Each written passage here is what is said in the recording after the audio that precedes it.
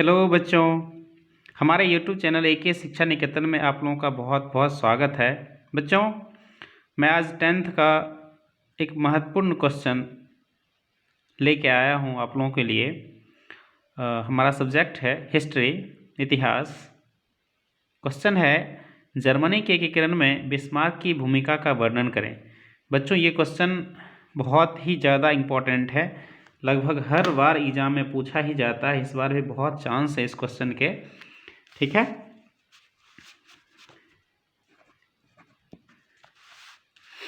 तो बच्चों, अगर आपने हमारे यूट्यूब चैनल को सब्सक्राइब नहीं किया है तो सब्सक्राइब कर लें और बेल आइकन को दबा लें, क्योंकि ऐसे ही इम्पोर्टेंट क्वेश्चन मैं आप लोगों के लिए लेके आते रहता हूँ और जिससे आपको अपनी तैयारी में बहुत ही ज़्यादा उपयोगी साबित होगी हमारी वीडियो। तो चलो बच्चों, स्टार्ट करते हैं। आज का ये क्वेश्चन हमें अच्छे से समझना है, बस कुछ मिनट हमारे साथ बने रहिए कॉन्संट्रेट होकर, ठीक है, कॉन्संट्रेट करके। चलिए स्टार्ट करते हैं। बच्चों, हमारा क्वेश्चन है कि जर्मनी के एकीकरण में बिस्मार्क की क्या भूमिका है, उसका वर्णन करें। तो बच्चों, बिस्मार्क के बारे में यहाँ से पहला ही क्वेश्चन आता है कि बिस्मार्क क्या था या क्या थे। तो क्वेश्चन आता है, बिस्मार्क एक कूटनीतिज्ञ थे। क्या थे? कूटनीतिज्ञ थे। इनका मानना था कि जी हजूरी करने से या मांगने से कुछ नहीं मिलता है, अपना हक हमें छीनना पड़ता है, हमें लेना पड़ता है, अपने हक के लिए हमें लड़ना पड़ता है, ठीक है। तो इसलिए इन्होंने छल बल यानी कि कूटनीति, छल बल का मतलब क्या हो गया? कूटनीति। इनका कहना था छल बल तब दुनिया चल, ठीक है। तो सिर्फ और सिर्फ ईमानदारी से हम चाहेंगे कि किसी से कोई हमारे ऊपर चढ़ाई करके रखा है और हम कहेंगे कि नहीं आप हमारे यहाँ से चले जाए तो जाएगा नहीं। तो इन्होंने क्या किया? जो जैसा करता है उनके साथ वैसा व्यवहार किया इन्होंने, ठीक है। जो जर्मनी में हस्तक्षेप कर रखा था, जो वहाँ पे ना एकीकरण का बहुत बड़ा बाधक था, ये उनके साथ कूटनीति का सहारा लेते हुए उन सभी राष्ट्र को जर्मनी से भगा दिया, वहाँ से दूर कर दिया और जर्मनी का एकीकरण किया। तो ये जर्मनी के एकीकरण करने में सफल हुए ना। क्यों? क्योंकि ये कूटनीति का सहारा लिए थे। बच्चों, इनका जन्म 1 अप्रैल 1850 को जर्मनी में हुआ था और इनकी मृत्यु भी जर्मनी में ही हुई थी, ठीक है। तो ये जर्मनी के मूल निवासी थे, वहाँ इनका पैतृक जन्म स्थान था। तो क्या हुआ कि 1861 ईस्वी में विलियम प्रथम ने रून की सलाह पर बिस्मार्क को प्रसा का चांसलर यानी कि वहाँ का प्रधानमंत्री बनाया। अब बच्चों, कुछ चीज़ें मैंने नहीं लिखा है बट मैं जिक्र कर देता हूँ कि ये जो इनका जन्म स्थान कहाँ था? जर्मनी था। तो इन्हें जर्मनी से बड़ा लगाव था। और जर्मनी पर किसका अधिकार था बच्चों? ऑस्ट्रिया का। जर्मनी और इटली का सबसे बड़ा बाधक कौन था? सबसे बड़ा कांटा कौन था? ऑस्ट्रिया। कौन था? ऑस्ट्रिया, जिसके चांसलर कौन थे? मेटरनिख। आपको पता होगा मेटरनिख। बच्चों, अगले वीडियो में मैं मेटरनिख, मेजनी और गैरीबाल्डी पे भी ठीक है टॉपिक को उठाऊंगा, उसे लेके आऊँगा। ये मुझे लगा कि इस चैप्टर का बहुत इंपॉर्टेंट क्वेश्चन है, तो पहले इसे करवा लेते हैं, फिर हम उसे करवा लेंगे, ठीक है। तो बच्चों, जर्मनी एकीकरण का सबसे बड़ा बाधा ऑस्ट्रिया था, ठीक है। और ऑस्ट्रिया जर्मनी पे बहुत ज़्यादा क्या करता था, मतलब बहुत उसे प्रताड़ना देता था, जर्मनी पे बहुत ज़्यादा ना हस्तक्षेप करता था।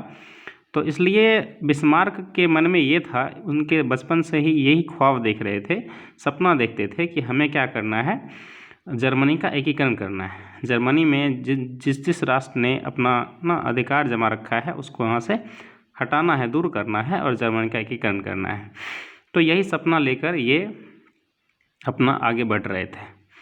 तो इनको मौका मिला कि 1861 में विलियम प्रथम ने इन्हें क्या किया ना, प्रसा का चांसलर बना दिया ना। तो जर्मनी में ना डायट यानी संसद में अपने कूटनीति के लिए ये प्रसिद्ध थे, बहुत कूटनीति करते थे। वह निरंकुश राजतंत्र का ये क्या करते थे, समर्थन करते थे। इनका मानना था कि जब जनता हावी हो जाए, कुछ जनता का गुट ना सरकार पे हावी हो जाए, तो वहाँ पे राजा को निरंकुश होना जरूरी है ना, राजा निरंकुश। तो ये राजा के राजतंत्र के निरंकुश होने का ये क्या करते थे, समर्थन करते थे।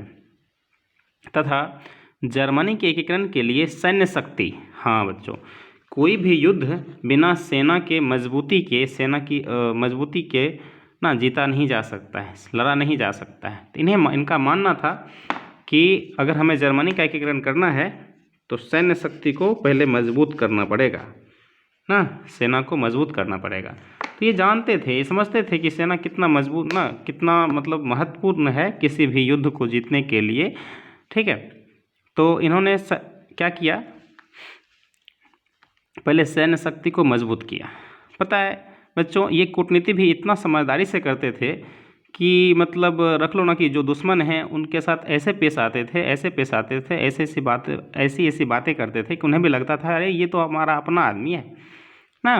देखो यहाँ पे वही लिखा है मैंने, जैसे देखो कि एक बात करने का तरीका होता है, अपना बात रखने का तरीका होता है। आपने देखा होगा हमारे जो प्रधानमंत्री जी हैं, प्रधानमंत्री मोदी जी, तो वो क्या करते हैं, इस तरह से बोलते हैं कि सबको लगता है ये तो हमारे हित की ही बात करता है ना, करते हैं, तो सबका मन मोह लेते हैं। ठीक इसी तरह ये जो बिस्मार्क थे, ये अपने कूटनीति में भी कूटनीति करते थे, छल बल। कूटनीति का मतलब क्या है, छल बल, ठीक है। छल भी इतनी समझदारी से करते थे कि सामने वाले चाहे उदारवादी राष्ट्रवादी हो या कट्टरवादी राष्ट्रवादी हो, सबको ऐसा लगता था कि ये तो अपना ही आदमी है, हमारी ही बात करता है, ये तो हमारे विचारों का क्या है, समर्थक है। सब समझते थे कि ये तो अपना ही समर्थक है, अपने विचारों का समर्थक है, ठीक। सैन्य शक्ति को मजबूत करने के दौरान, हाँ, इन्हें क्या करना था बच्चों, मैंने पहले समझा दिया कि इनको अगर जर्मनी का एकीकरण करने का इनका ख्वाब था। क्या ख्वाब था बच्चों, जर्मनी का एकीकरण करना, ठीक है। और उसके लिए इनका मानना था कि सैन्य शक्ति को क्या करना पड़ेगा, मजबूत करना पड़ेगा, उसे बहुत मजबूत बनाना पड़ेगा। तो सैन्य शक्ति को मजबूत बनाने के लिए बच्चों क्या चाहिए, बहुत सारी मिसाइल ना, मतलब जो भी अस्त्र शस्त्र होते हैं उनकी ज़रूरत पड़ेगी। तो उसके लिए ना क्या चाहिए, अस्त्र खरीदने के लिए, शस्त्र खरीदने के लिए, मिसाइलें खरीदने के लिए, बारूद खरीदने के लिए क्या चाहिए, धनराशि चाहिए, रुपये चाहिए बहुत सारा। इसको जुटाने में उन्हें बहुत संघर्ष करना पड़ा, बहुत मुश्किलों का सामना करना पड़ा, ठीक है। तो बच्चों मैं फिर से रिवीजन करवाता हूँ, आपको थोड़ा बैक ले जाता हूँ। बच्चों याद करो, बिस्मार्क क्या था, एक सफल कूटनीतिज्ञ था। क्या थे, एक सफल कूटनीतिज्ञ। इनका जन्म कहाँ हुआ था, जर्मनी में। ये चाहते भी क्या थे कि जर्मनी में जिस देश ने अपना गुलाम बना रखा है जर्मनी को, उसको वहाँ से क्या करना है, भगाना है और जर्मनी को आज़ाद कराना है, यानी जर्मनी का एकीकरण करना है। तो इनको मौका मिला कब, 1861 में विलियम प्रथम ने इनको क्या किया, रून के सलाह पर विलियम प्रथम ने इन्हें क्या कर दिया, प्रशा का चांसलर बना दिया, ठीक है। ये बिस्मार्क कहाँ पे, जर्मन में संसद में अपनी कूटनीति के लिए प्रसिद्ध थे ये। तो वह निरंकुश राजतंत्र का क्या थे, पक्ष लेते थे। उनका मानना था कि कभी ना कुछ गुट ऐसा हो जाए जो सरकार पे हावी हो जाए, तो वहाँ पे ना राजतंत्र भी ज़रूरी है, राजा का निरंकुश होना भी ज़रूरी है, राजा का थोड़ा ना एक करक बिहेव भी ज़रूरी है। तो जर्मनी के एकीकरण के लिए, और ये भी मानते थे कि जर्मनी का एकीकरण ऐसे पॉसिबल हो ही नहीं सकता है, ठीक है। उसके लिए सैन्य शक्ति को क्या करना पड़ेगा, मजबूत करना पड़ेगा, ठीक।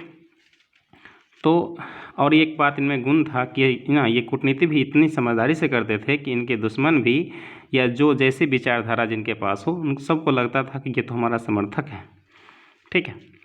और सैन्य शक्ति को मजबूत करने के दौरान बच्चों क्या हुआ था, उन्हें रुपए पैसों की ज़रूरत थी, ताकि ना गोली बारूद अस्त्र शस्त्र सब खरीद सकें, सब जुटा सकें। और धनराशि जुटाने के दौरान इन्हें बहुत क्या करना पड़ा, संघर्ष करना पड़ा, ठीक है।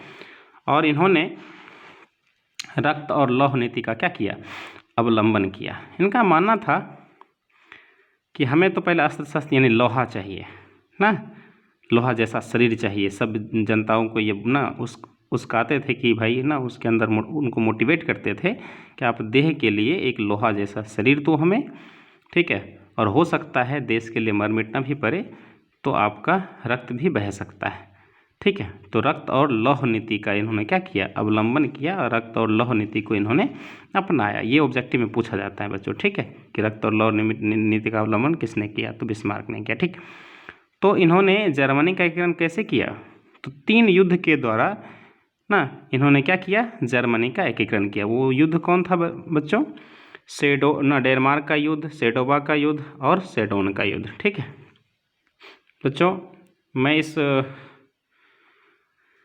नोट का PDF डिस्क्रिप्शन में डाल दूंगा, आप नीचे जाके से डाउनलोड कर लेना, नोट बना लेना। अच्छा नोट है, आपके एग्ज़ाम के लिए हेल्पफुल होगा।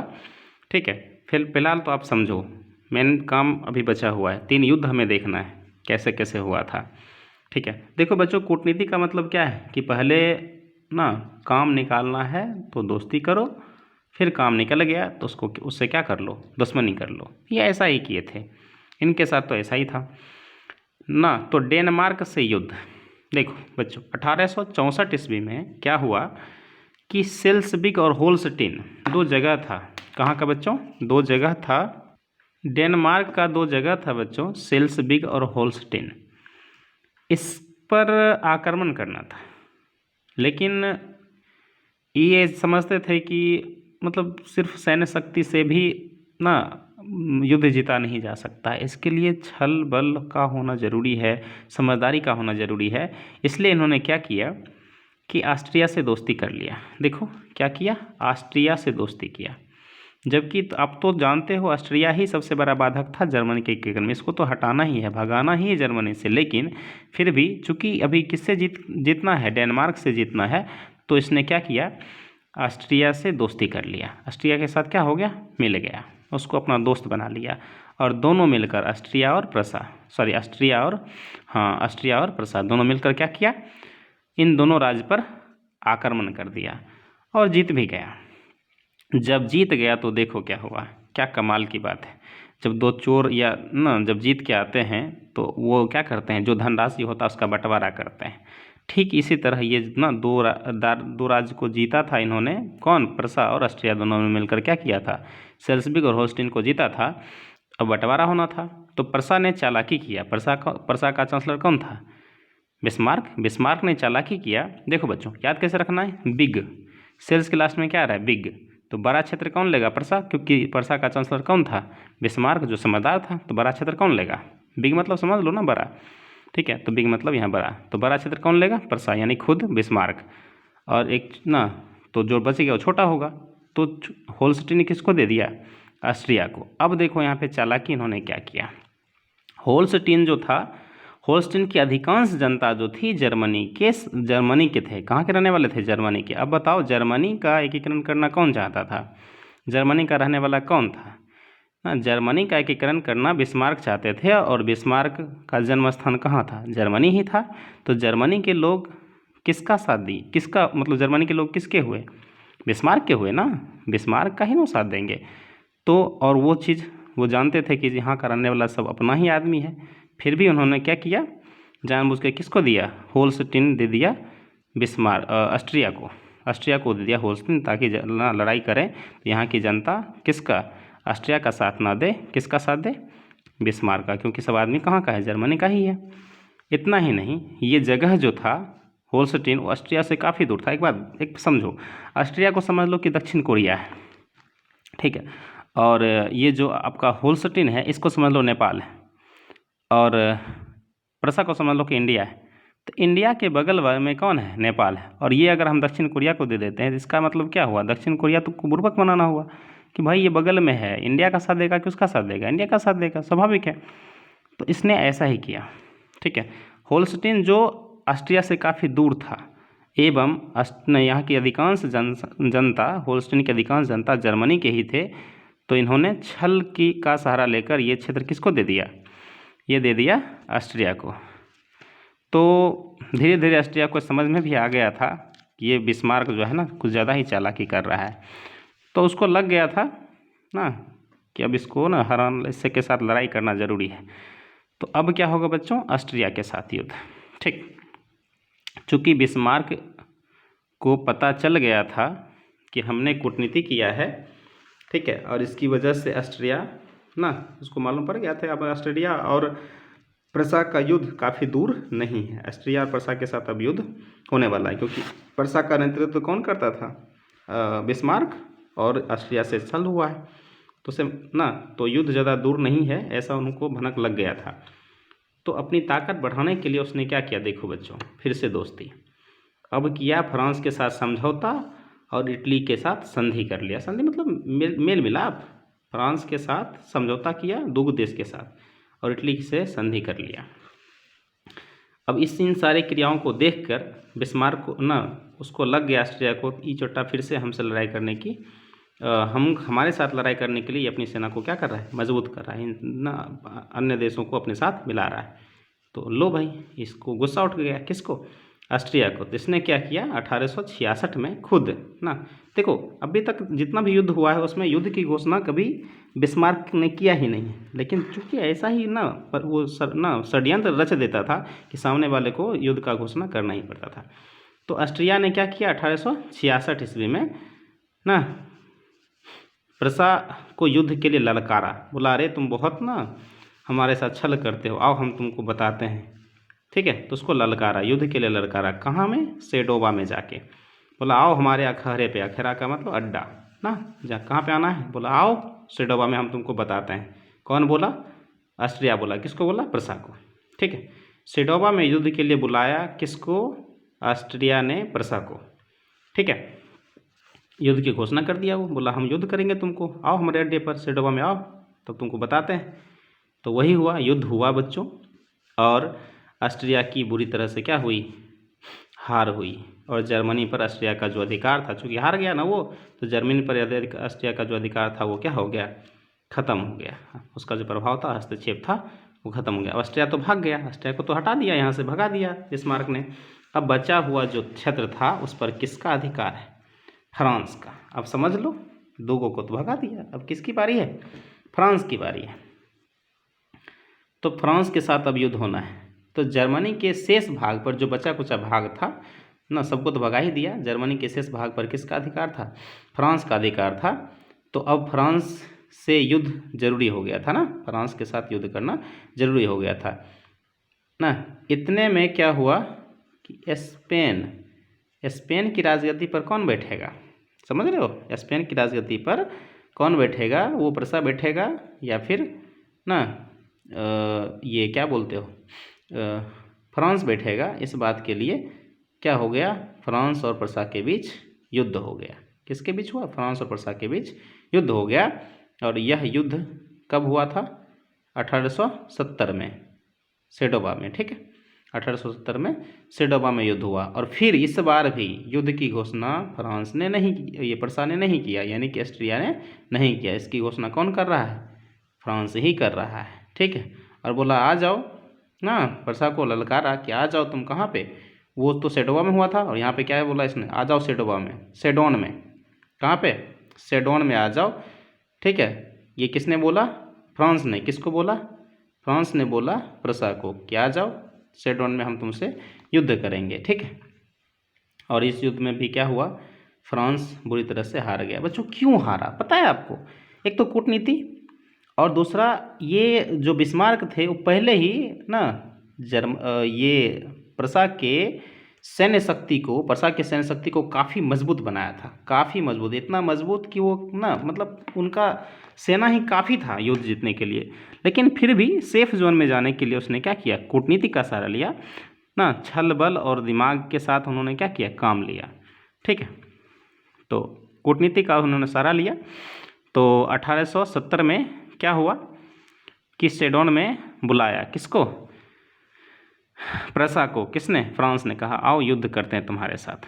और युद्ध में क्या हो गया? फ्रांस पूरी तरह हार गया। तो यह महान कार्य कौन था बच्चों? जर्मनी का एकीकरण बिस्मार्क ने कर दिया। इस महान कार्य में उसने क्या किया? कूटनीति का तो सहारा लिया ही, साथ ही साथ रक्त और लौह की नीति अपनाया। और साथ ही साथ किसने उसको प्रधानमंत्री बनाया था, और किसने अपना समर्थन दिया? विलियम प्रथम ने समर्थन दिया। जब जब इन्होंने जो कदम उठाया बिस्मार्क ने, सब में विलियम प्रथम क्या किया? बिस्मार्क का साथ दिया।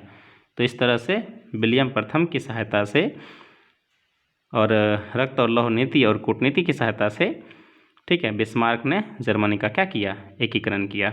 बच्चों 3 युद्ध, एक डेनमार्क युद्ध जो 1864 में, ठीक है, फिर ऑस्ट्रिया से युद्ध कब, 1866 में सेडोबा में, और फिर फ्रांस के साथ युद्ध कहाँ, 1870 में सेडोन में। ये याद रखोगे, ठीक है। और इसका नोट जो है ना, यहाँ वीडियो के नीचे जाओगे तो ना डिस्क्रिप्शन में आपको मिल जाएगा, वहाँ से उसको डाउनलोड कर लोगे और नोट बना लोगे, एग्ज़ाम में काफ़ी हेल्पफुल रहेगा, ठीक है।